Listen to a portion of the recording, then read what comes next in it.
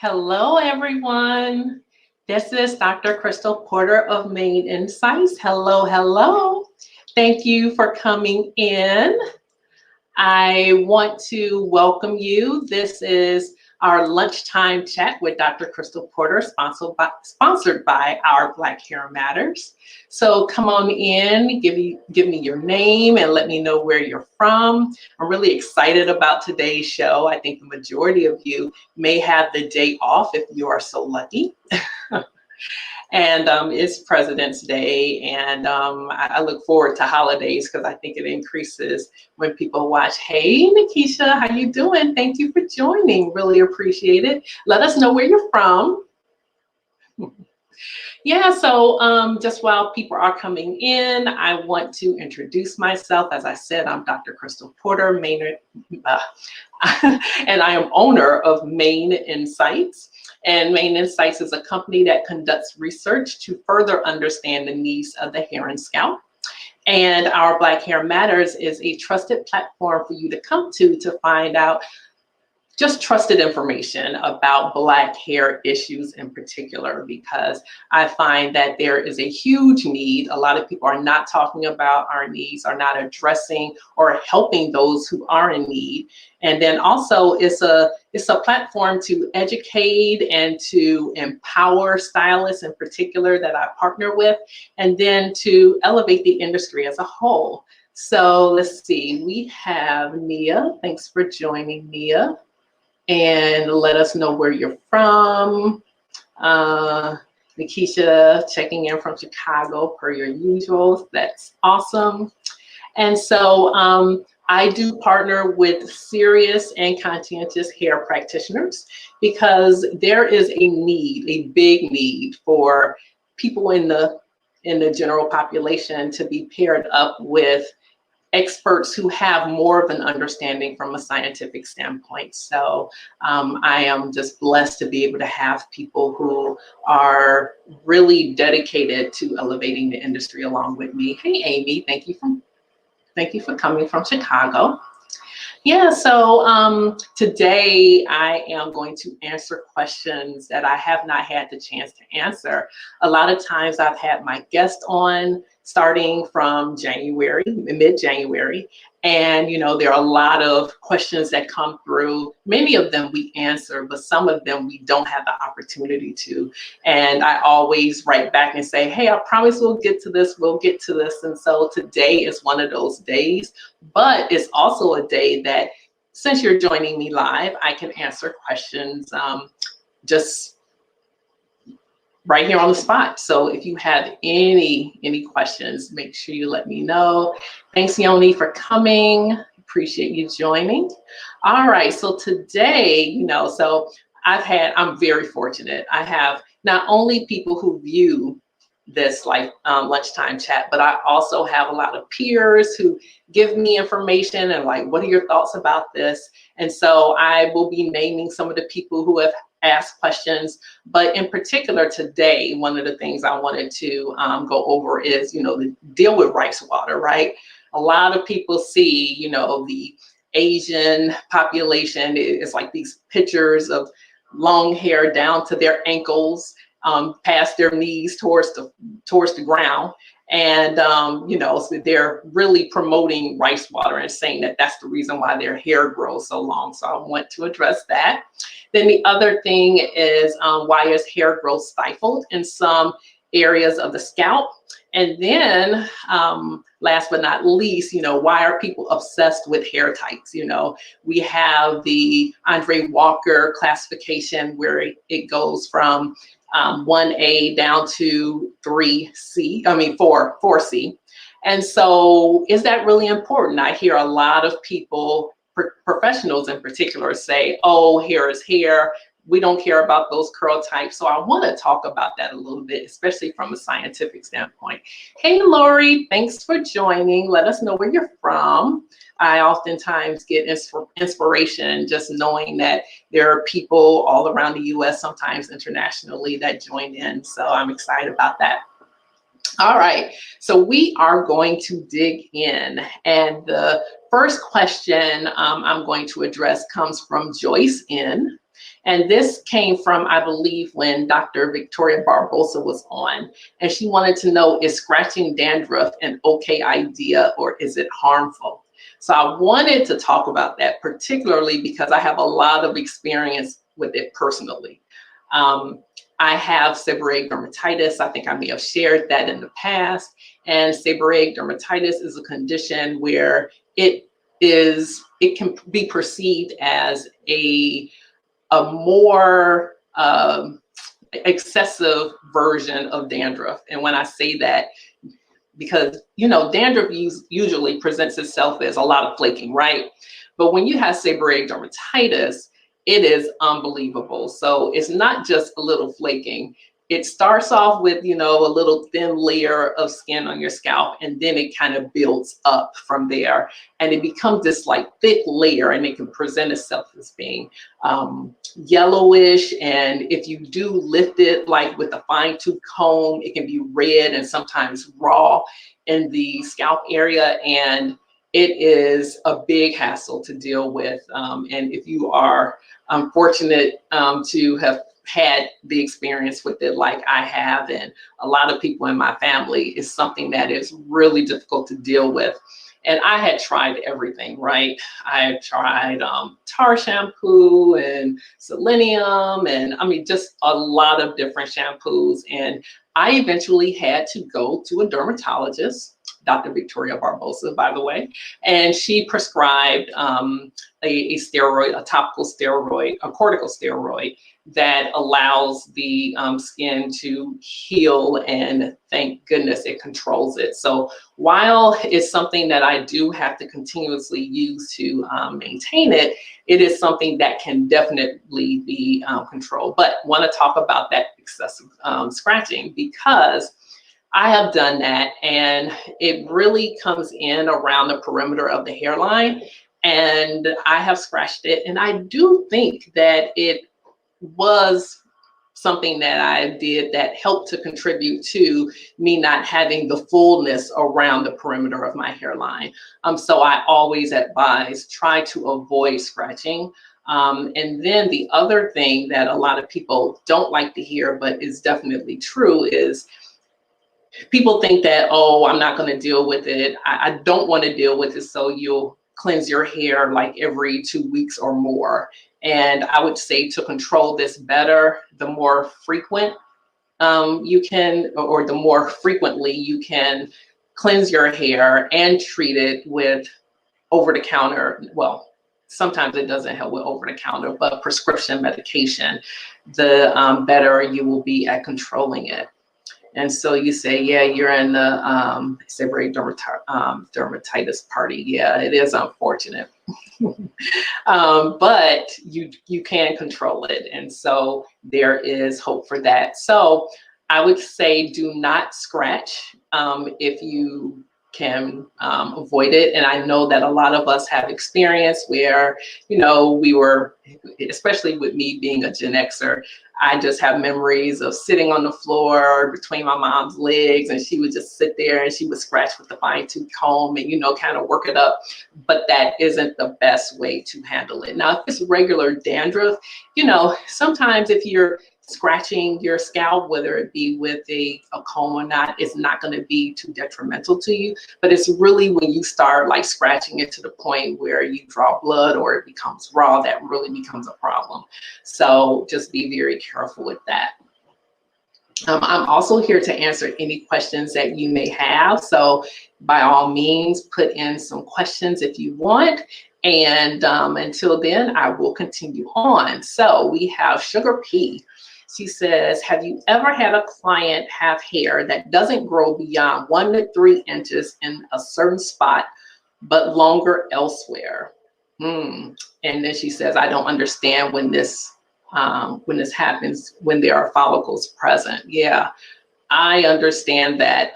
One area in particular where people have problems that I hear about is in the crown, so in the center of your scalp, but then also in the back. A lot of people say that their hair just won't grow.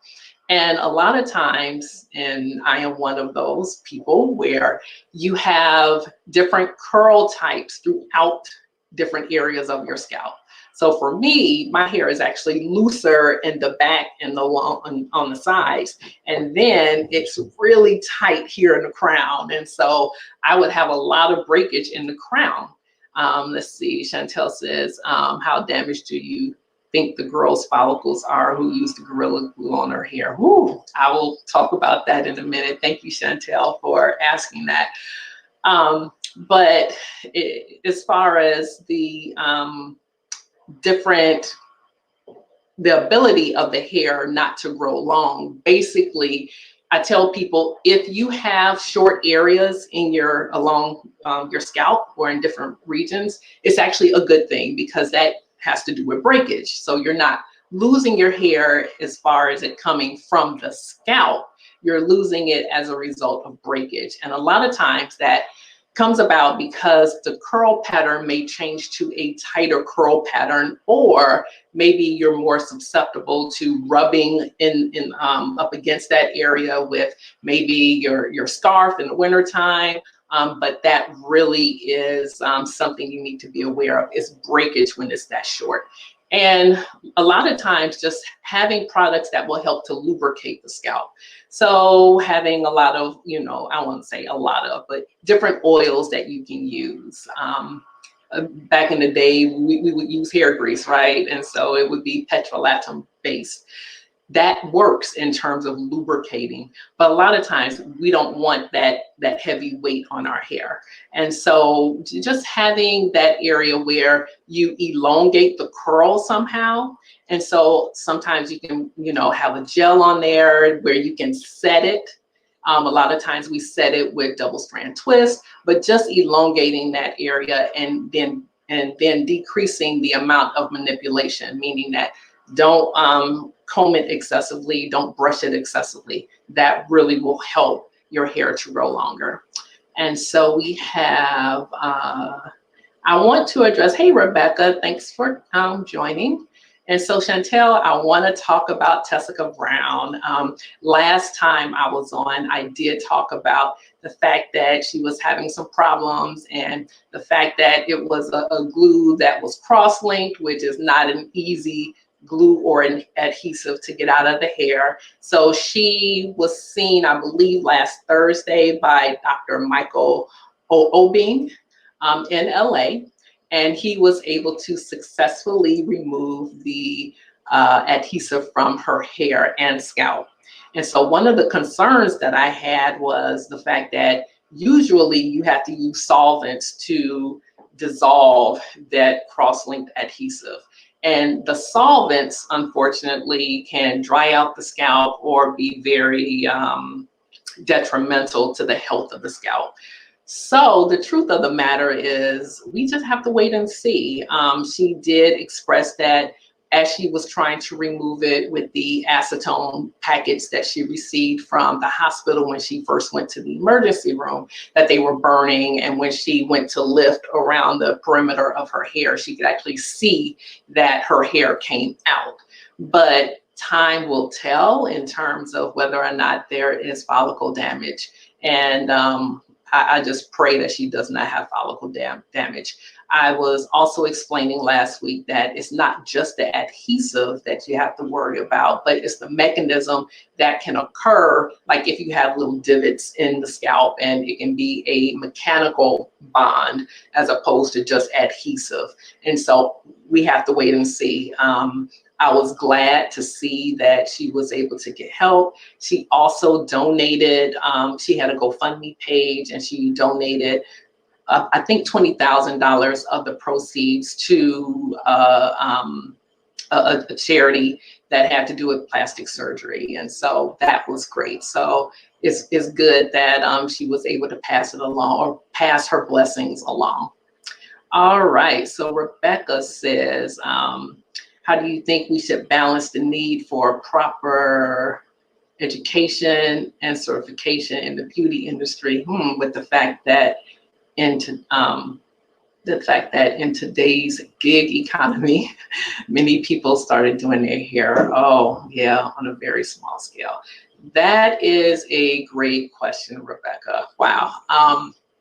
So here is my answer to that. I think there is already a certification process, because a lot of stylists and barbers or hair practitioners in general need to be trained, and they have a licensure procedure that they go through that's mandated by the state. And so that is something that is already in place. However, there is a need, which is why I'm doing what I'm doing and partnering with those who are more serious, because I see that what's happening in the world of hair is not going in the direction that I think it should go. I believe that there are professionals who need to learn more and service people as they need it. So when people reach out to me because they hear about what I do as a hair scientist, they know that I have knowledge that goes above and beyond what a lot of hair practitioners know or what they do. And so I say that this goes hand in hand. I can't do what I do and not partner with people who actually have their hands in the data. And when I say in the data, because anytime we collect data, it really is attached to the hair and the scalp. And so I need to collaborate with hair practitioners who see people day in and day out, and those who observe what's going on. But without the proper training for hair practitioners to know exactly what science is about, it is really hard to really elevate the industry unless we collaborate and work together. So I say all that to say that I do educate, and it goes over and beyond what people learn in their cosmetology or barber schools. And so, yeah, a lot of, and you said the gig economy, a lot of people are doing their hair themselves, but it does not stop people from calling me and asking me for advice. And what I hear all the time is, I need help with styling, because even though you want healthy hair, in the end, you want to look and feel beautiful. And I tell people all the time, I do not do hair. I try to change my attitude with my own hair when it's like time to cleanse it and do it myself. And so I don't enjoy doing hair, but there are a lot of practitioners out there who do.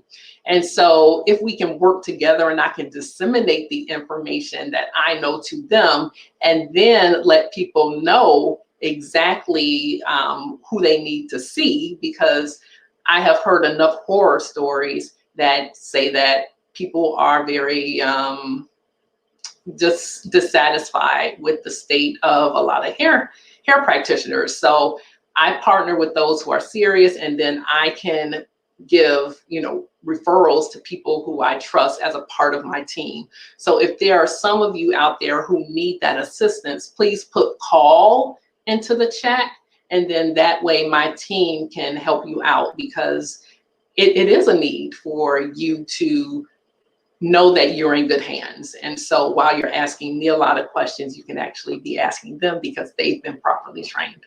So thank you for that, Rebecca. Thanks for joining, Renee. Thanks for joining, Denise. You love the answer to the last question. Shannon says, what is the difference between petroleum and petrolatum? Good question, Shannon. So that is nothing. Nothing is different between petroleum jelly and petrolatum. They are one of the same. So in chemistry, we oftentimes say petrolatum, but petroleum jelly or Vaseline is the name brand that you would oftentimes hear. So thanks for asking that. Let's see.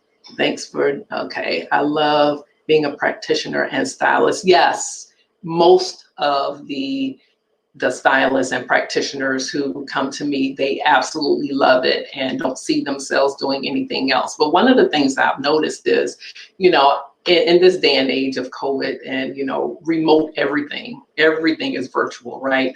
There really is a need for people to get help virtually. So that's something that I'm trying to get my team, well, most of them are ready. They are like ready and like, okay, if they need help from afar, I am here. So I'm happy to be able to assist with that. What do I offer as a hair scientist? Thanks. I want to say, is it Tashia? I hope it's Tashia. As a hair scientist, I actually offer education, but I also offer referrals because I have a team of serious and conscientious hair practitioners. So that is what I offer. But then again, one of the reasons why I even got started with partnering and collaborating with hair practitioners is because there's a need for more research. And so when my team actually helps people who are in need, they are actually collecting data. And so in order to really elevate the industry, and I'm actually going to go into that with one of the questions that we have, in order to elevate the industry, we need to do more research. That is one of the reasons why I have the Our Black Hair Matters movement, because there is not enough research on our hair. And it's disheartening to attend conferences like the one that I attended in October of this year. And there have been some advancements, but not a lot, not nearly as much as it should be. And so I'm in the position to continue to do research. And as I said, I need help with other practitioners who are willing to roll up their sleeves and to learn more and to help out in that mission. All right. And so keep the questions coming. That would be great. So we also had a question in the past from Rosetta P. She says, for those who don't practice hair alternatives, etc., I've always wondered why it's always the crown area where hair is lost the most. Is there a reason? So not sure. So what I was able to get clarification from, because I followed up with her so I can understand that, but basically don't practice hair alternatives, meaning, you know, wearing wigs and weaves and practicing trichology. There is problems in the crown area. And so if it's breakage, I mentioned earlier that a lot of times hair is, well, it's not a lot of times, it's actually been documented with data that shows that the density of hair is highest in the crown area. And so that is an opportunity for more entanglements because of that increased density or area of density. And so if you're going to have breakage, it's going to happen in that area. When it comes to hair loss, unfortunately, recent research has shown that CCCA, which is central centrifugal cicatricial alopecia, that is a condition that they found a genetic component to. And so that happens also in the crown area.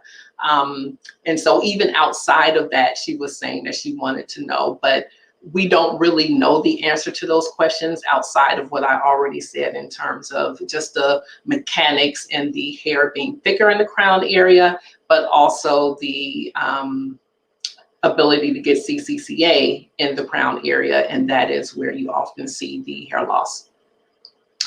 Okay, let's see. So no other questions from you guys as of yet. But I did want to also answer the question from Tara B. She says, is a receding hairline in a 70+ female with natural hair cause to see a dermatologist? And the answer is yes, but it has to be a dermatologist that you've heard great things about.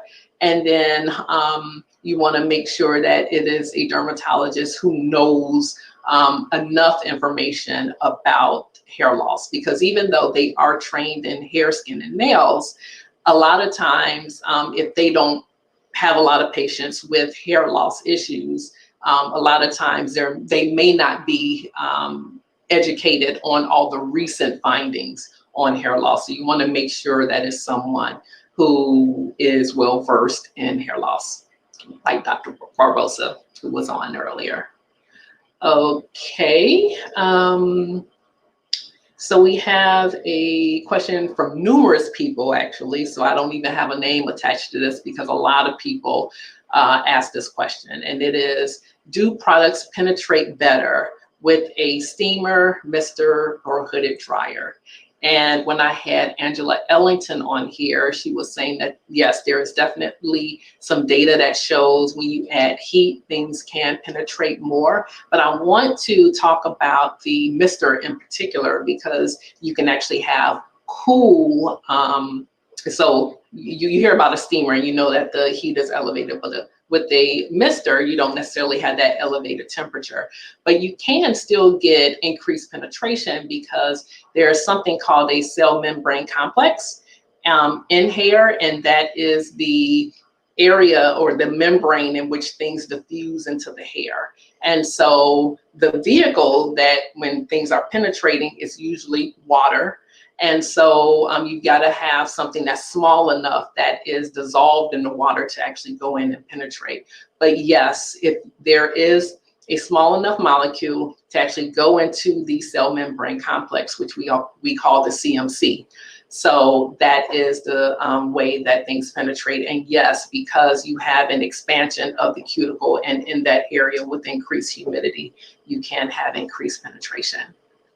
Okay, Tashia asks, do you partner with trichologists? Absolutely. I find that trichologists are the ones, well, let me explain what a trichologist is for those who may not know. So a trichologist is usually a hair practitioner who has a background in cosmetology, but not always. But it's a hair practitioner who has gotten more education in diseases of the hair and scalp. And so, yes, it's definitely ideal for me to partner and collaborate with trichologists, because not only are they vested in getting more information based on science, but they're also seeing people who have a lot of the ailments that we're trying to understand as, you know, a hair scientist. So yes, I definitely do partner. So thank you for asking that question. So Denise asks, Dr. Porter, I'm finding that a lot of stylists are offering scalp treatments and detoxes.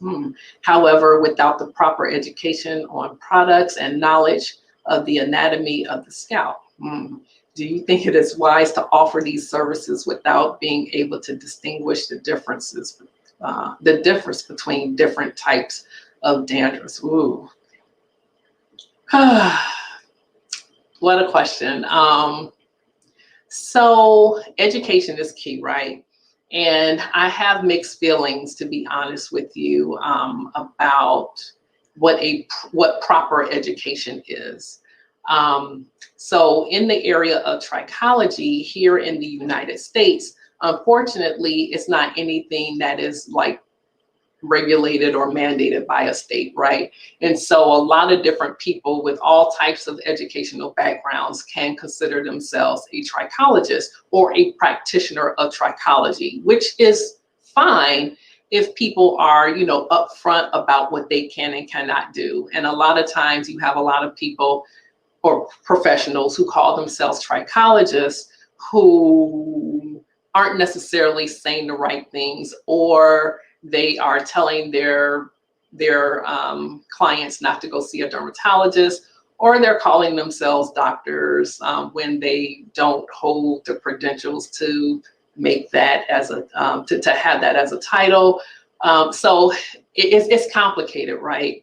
And so saying proper education on products and knowledge, the truth of the matter is it's hard to get proper education on products because one of the reasons why I have to do research is because when a company makes a product claim about their product, they are not necessarily policed in being able to provide us with data to show that it actually works in the capacity that they're saying it works in.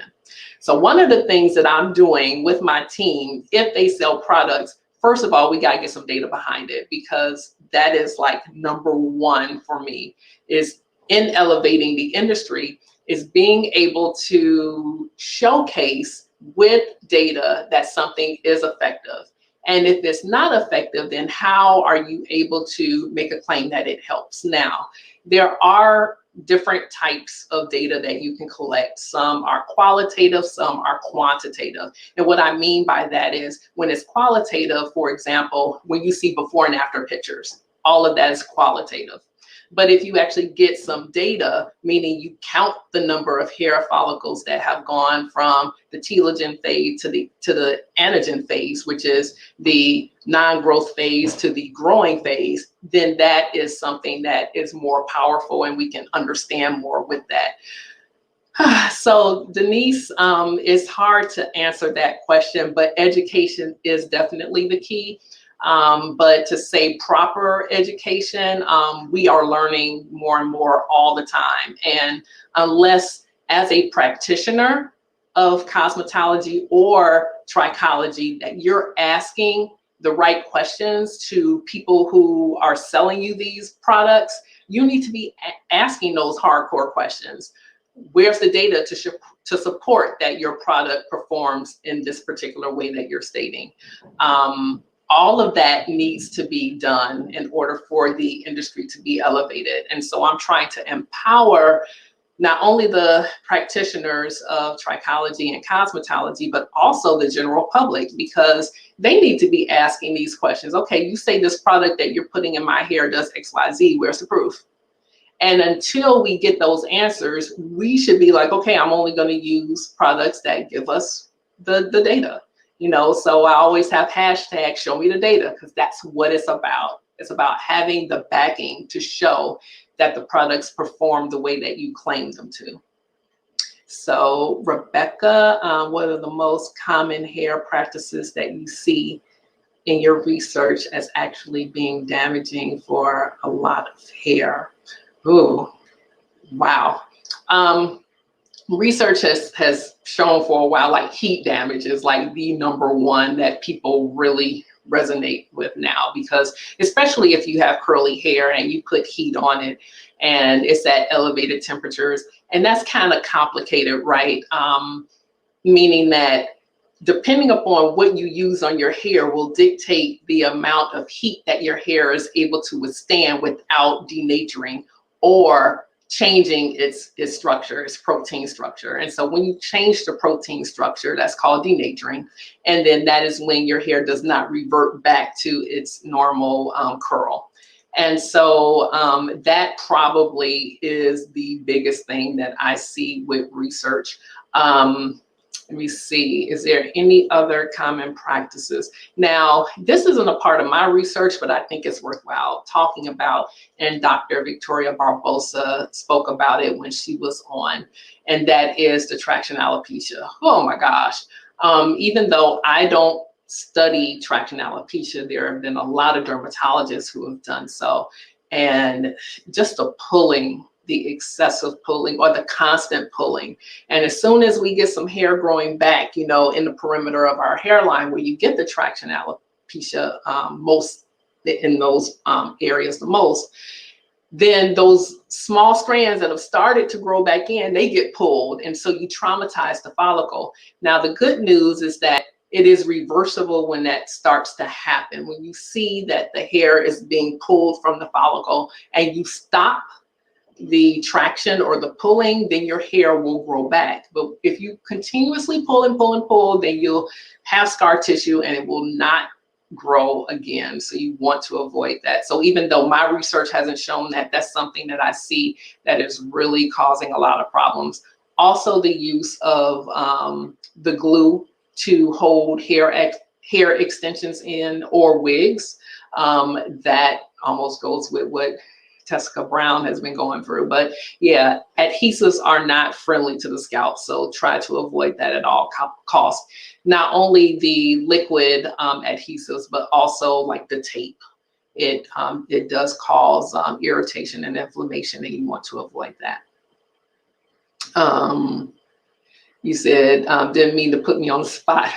No, it was fine. I try to be very transparent and honest during this, but at the same time, I don't want to offend anyone, especially since I see and hear the passion for practitioners of trichology. They really do want to make a difference, and a lot of them are. And so I say things just to give awareness, but also to make sure people understand the pros and cons and what to look out for. All right. So Tracy asks, you have naturally curly hair. Recently, I went to the salon for a simple wash and blow dry. I left the salon with a nice style. A few weeks later, I shampooed my hair. Now there are zero curls. Who in my hair? Yeah, what happened to them and what can I do to get them back? I think I may have just answered that question when I talked about hair denaturing and the change of the structure in hair, which is the protein. Yeah, if you have cleansed your hair and your hair has been drenched, meaning that it's saturated with water and your curls didn't come back, 9 times out of 10, they are not coming back. There are some things that you can do. Now, what I hope, because with one of the questions that I'm getting ready to ask from Renee, actually, when it comes to curl types, hopefully you have the curl type or a looser curl pattern that will, even though the state of the hair is changed, meaning that the protein is not the same, your hair, unfortunately, when you have tighter curls, the effect of heat in terms of how strong the hair is or how it weakens as a result of that heat is not as good as if you have a looser curl. So it'll all depend, and you will definitely get more breakage or have more breakage. And you just have to be extremely careful when manipulating it. I would not use any like boar bristle brushes, you know, those tight bristles, and you know, you can feel the force that it takes to brush through, so avoid that. You definitely want to preserve your hair as much as possible. So while you're being gentle, as your hair grows out, yeah, you'll have to slowly just cut off the hair that is no longer curly. So I wish I had a better answer for you than that, but that is usually what happens. So thank you for asking. So I'm gonna get to Renee's question because she had 2 questions. One had to do with rice water. So let's talk about that a little bit. So I have family members who absolutely love rice water. And there are 2 things that I've read about it. The first is that it helps the hair to grow. And then the other thing is that it helps with the quality of hair. And so while there is no data out that shows that it helps the hair grow directly, indirectly it can. And let me explain that a little bit. So there is a chemical called inositol, and that is the protein that you have in rice water. And so what has been shown is that it coats the hair in such a way that it lubricates it and makes it easier to comb. So anytime you decrease those frictional forces that result from you manipulating your hair, that in itself is going to allow your hair to stay intact, right, and not break off. So indirectly, it can help your hair to grow longer because you're not breaking the hair fibers. You're actually preserving them or having lower forces to keep them intact so that they don't break off. So that is an indirect way that it may help to grow the hair, but not the result of it actually making contact with your scalp and actually keeping it in the anagen phase or the growing phase longer. So indirectly, because it does form a film on the hair that makes it more lubricating, it can definitely help your hair stay intact. So that is the main deal about rice water. And Tracy, yeah. The good news is that it may be okay. Just try to, you know, use rice water, decrease those frictional forces on it as much as possible, and you should be okay. You should be okay. And I know aesthetically, a lot of people don't like oils and grease, because personally, I can't stand it. Aesthetically, for my hair, I don't like oils and greases on my hair or to like transfer to my face or anything. But functionally, they definitely help in terms of lubricating and keeping that hair intact. So try that for sure. Thank you for joining, Barbara. Really appreciate it. All right, want to get to the second question that Renee Strong had, and that has to do with the curl types. And what is the big deal? You know, so I talked about the Andre Walker curl classification that goes from 1A to 4C. And even though I have various degrees of curl on my hair, well, actually the perimeter is looser, and then all up in here is definitely 4C. I probably have maybe about 4A around my temple areas and right in the back. And so I say that because, and I usually have this book sitting behind me in front of the blue one, but I wanted to show you this right here, the Practical Modern Hair Science textbook. And this is something that came out, I want to say in 2012. So wow, it's almost been a year. But anyway, I show you the book because I was very fortunate when I worked at L'Oreal that I conducted research that was publishable. And one of the things that we found after studying over 20,000 fibers, so trust me, it took years and years and years to get this data, but we showed that hair type does matter. And so there have been cosmetologists who swear up and down, oh, hair is hair, it doesn't matter. And I think they're talking about in terms of styling when it comes to like haircuts. So yes, you can have a haircut on straight hair and have a haircut on type 4C hair, and the technique that you use to cut the hair isn't going to change as a result of the curl. And so I understand it from that perspective. But when it comes to actual data, we show that unfortunately, hair that is curlier in type, so the 4C type hair, is more fragile compared to looser curl types. And so one of the things that we had the opportunity to do is study hair and not just have what is subjective, because if you look at the Andre Walker classification, it's about how the hair looks.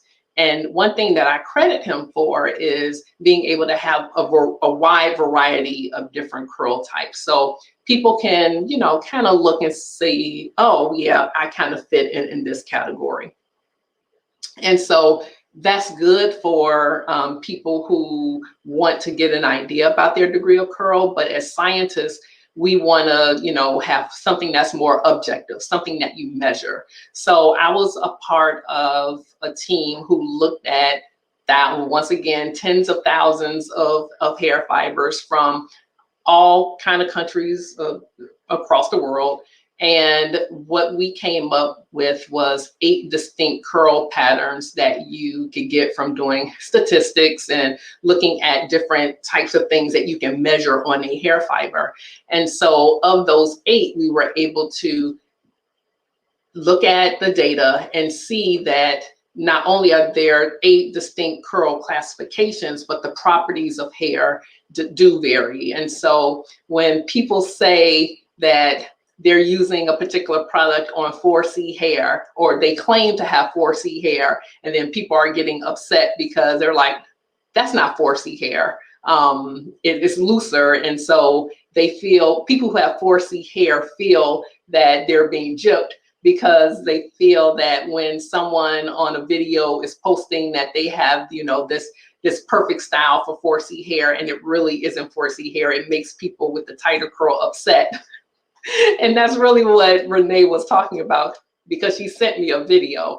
But I did want to address that not only are people upset because of the misrepresentation of people trying to clickbait them into looking at a video, but it is some serious, I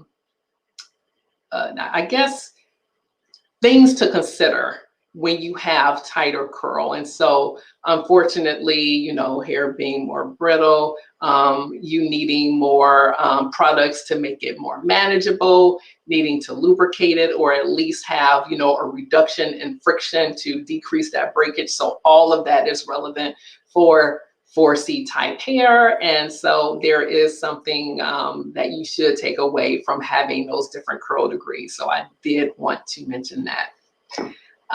Thank you, Nadia, for joining. Appreciate that, and want to make sure I haven't missed any questions. Let's see. Rebecca says, right now a lot is being made about the benefits of argan oil for hair. Is there any research backing that? Yeah. So argan oil, so once again, it depends on if the molecule is small enough to penetrate inside of the hair fiber, right? And with argan oil, that isn't an oil that we studied the penetration of, and I'm trying to think. To my knowledge, I don't think argan oil is one of the oils that penetrates inside of the hair shaft. And so once again, if oils are on the surface, then it can help to lubricate and it can benefit in that particular way. But one of the oils that has been studied a lot, and that is coconut oil. And coconut oil has been shown not only to penetrate, but also to help preserve the integrity of the hair and to resist breakage as a result of penetration.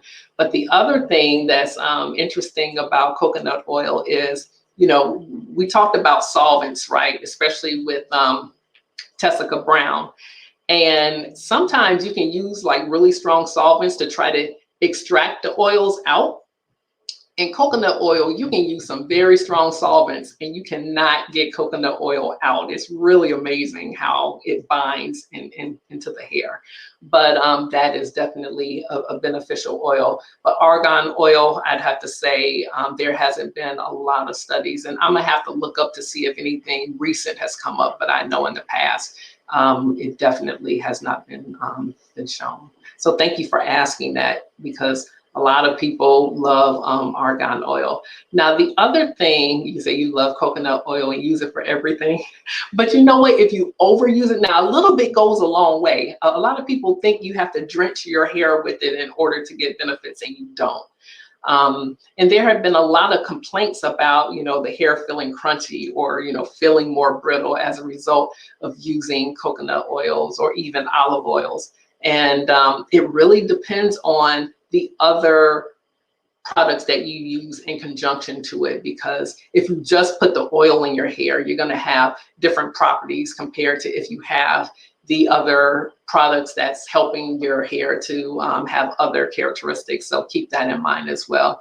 You say you use it for the scalp, skin, and cooking. Yes. You said any other oils studied? Oh my gosh, yes, there has been other oils studied. Let me see, olive oil penetrates, coconut oil penetrates. But the one thing I do want to say, like jojoba oil has been studied too, it doesn't penetrate. This is an oil too, mineral oil, that doesn't penetrate, that sits on the hair fiber. But one thing I want to say about the different types of oils that people use is, people think you have to go to the most expensive oil in order to get benefits. And the one thing I want to say is it really is dependent upon the fatty acids that the oil is made of. So if you look at the composition of oils, there are all types of fatty acids that make it up. And so you can compare, and here's something that you can go online and do quote unquote research on, because a lot of people, I made fun of that last week when I was talking about hair science, because research isn't about doing a search and thinking that you've done research. But for the different structures of the oils, you can look up the different amino acids that make up the oil, and you can see the breakdown in terms of the percentages. And you can see that there is some overlap in terms of the amino acids that exist in one oil versus another. And I did a whole talk on that a few years back. But you can substitute and not have to pay so much money for the raw oil compared to another that could have the same benefits in terms of the fatty acid content. So keep that in mind too. Let's see, is there anything else? Oh, thoughts about castor oil for hair growth.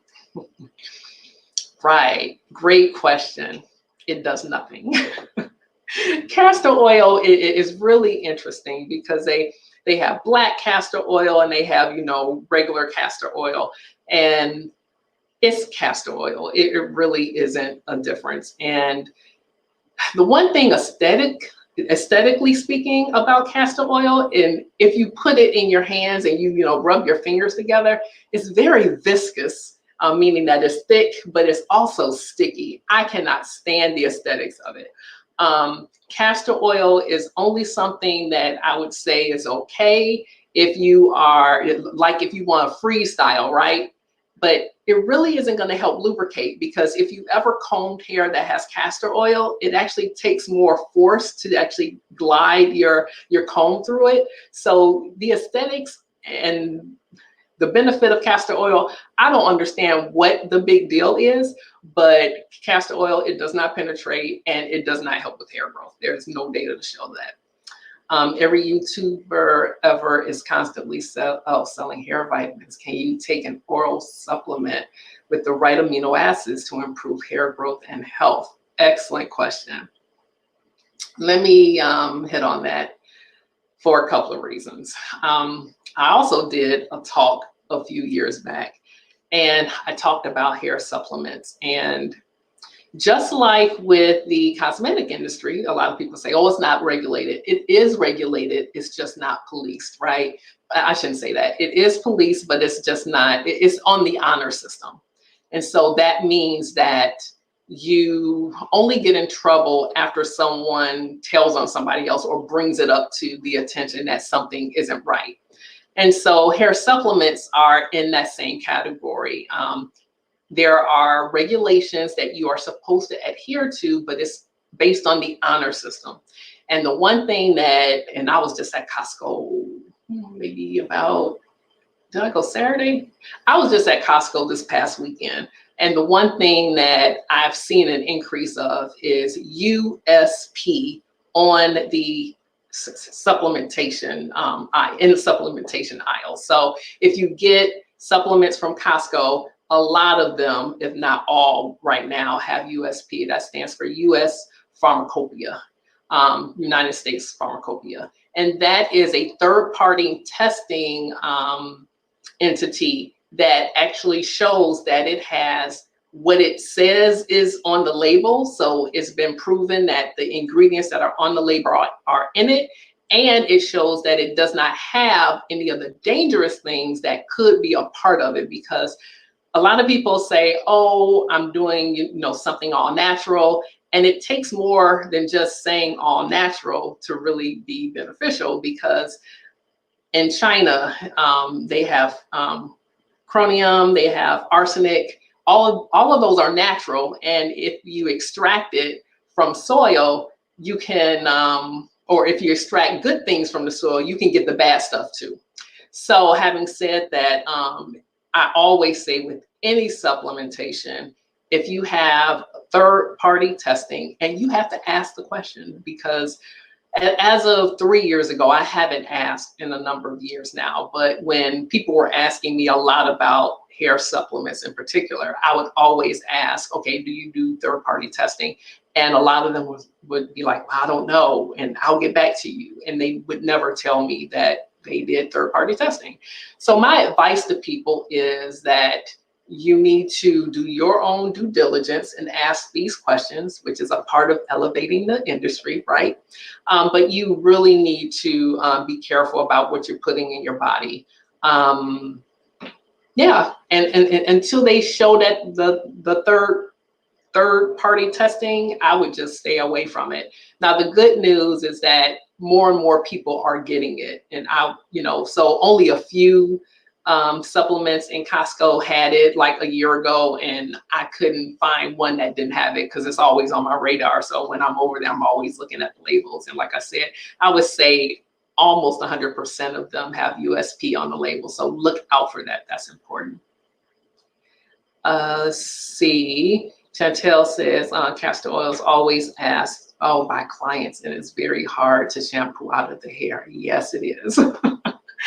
And that is from me being young, before I was a hair scientist, and experimenting, because people have been using castor oil for years. So I have personally experienced how difficult it is to get castor oil out of the hair. So I can't imagine, as a practitioner, you actually trying to get that out. Yeah, that has to be a nightmare, especially if you want to start off with a clean slate, right? You don't want all of that on the hair as you're styling. You want to, add what you want to it to get it to be as aesthetically pleasing as possible. So, Chantel, I understand that.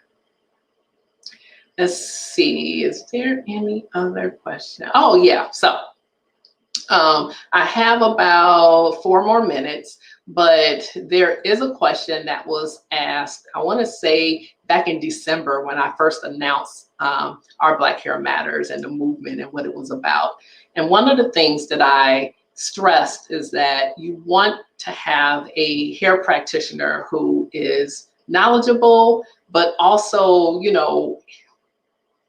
want to make sure that hair practitioners continue to get education and are not doing things like telling their clients not to go see their dermatologist. That's just not cool.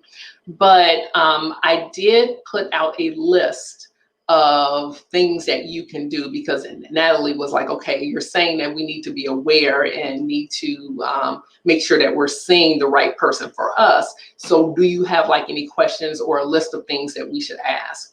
And I put it together. So thanks, Natalie, for that question, because that's something that I did. And if you have not had a chance to go to ourblackhairmatters.com, you can go there and you can receive your free gift. And that tells you a breakdown of what you should be asking hairstylist or your hair practitioner. Now, the other thing, and I said this earlier, if you are having problems with your hair and you need help, that is why I have a team of practitioners who I refer people to, because I can't help people with their hair because I don't do hair, but I have a team of people who are very passionate and knowledgeable. And so there is a team that I can trust. So if you need help with anything, please put call, CALL, into the chat and we will be able to help you. Let's see. So let's see. Shar says, what are your thoughts on emu oil? You know what? I haven't read a whole lot about it, and it has not been really researched. There are always these new oils that come out, so I need to figure out what the composition is, see if it's even small enough to penetrate, and then see what is the big deal with it. But no, I don't have any thoughts on it, unfortunately, which is why more research is needed. So, having my team collect hair that has been treated with emu oil would be awesome. Yes, education is the utmost. Thank you, Renee. And we love what we do. Yes, I'm really blessed to have connected with a lot of practitioners, mainly trichologists, who really do want to help, and they do want to make sure that they're saying the right things and collaborating with the right people. So thank you for that. And Renee, I know you are a trichologist as well. And so, yeah, I appreciate everything that you do. You oftentimes forward me things to keep me abreast on what's going on, and I appreciate that. So yeah, go to ourblackhairmatters.com if you want your free gift, which tells you about what you should be doing in asking questions, but also the biggest mistakes that curly hair people in particularly make. So be sure to do that. And all right, we are, wow, out of time. That went really fast. But thank you guys, really appreciate it. I will be back next week with a guest. I'm still trying to secure that, but you'll hear all about it. But as always, take care and love your hair. Bye-bye.